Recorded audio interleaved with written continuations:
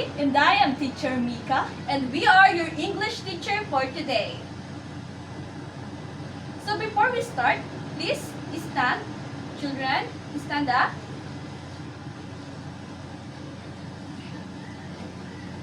Let's bow our heads.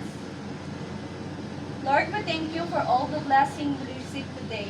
Give us this day our daily bread and forgive us our trespasses. You want us to be. Amen. Please be seated. So, are you ready? Are you ready, children? Yes. Before we start, how are you today? We are fine. Okay, it's nice to hear you that you are fine. So before we start, we have a song. Do you want it? Do you want to sing? Yes. Okay.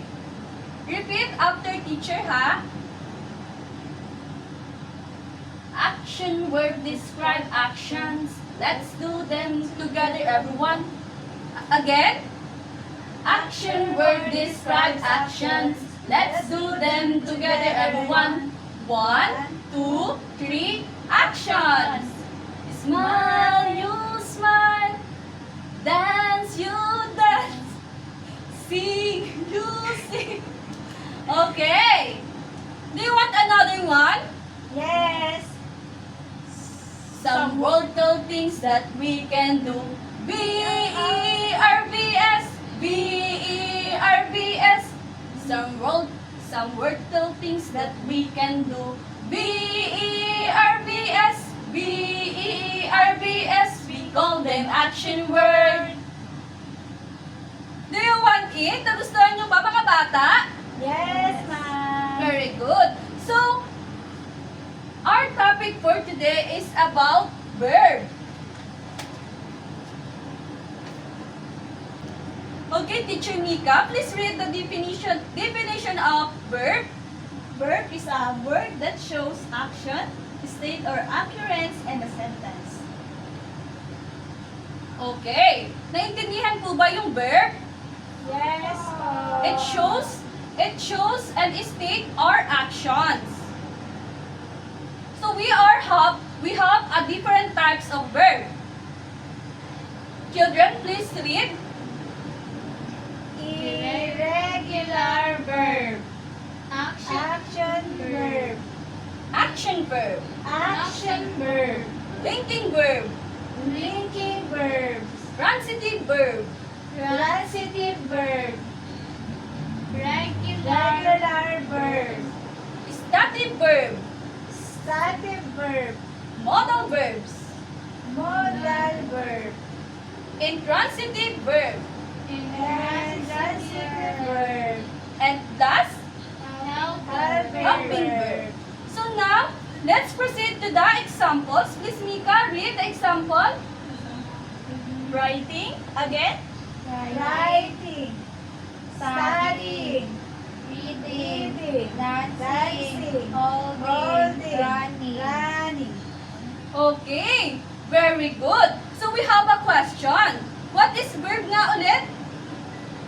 Verb is a word that shows action, state, or occurrence in a sentence. Very good. And now, let's proceed to the example in sentence. She is writing a letter to her friend.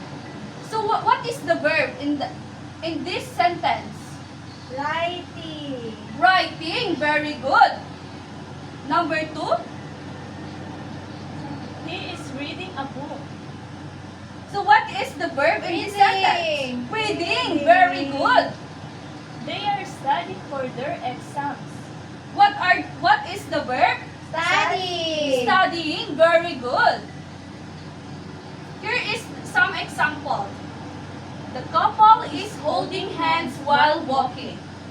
What is the verb in this sentence? Holding. Holding. Very good. And walking. The children are dancing.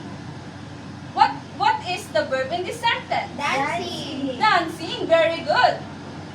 I am running in the park every morning. What is the verb? Running. Running. So now, malinaw na po yung ibig sabihin ng verb. Do you have any question to teacher? None. Okay, if not, let's proceed to our assignment.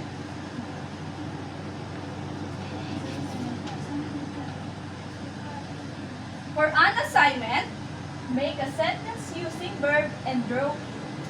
Okay. And it is the end of our topic.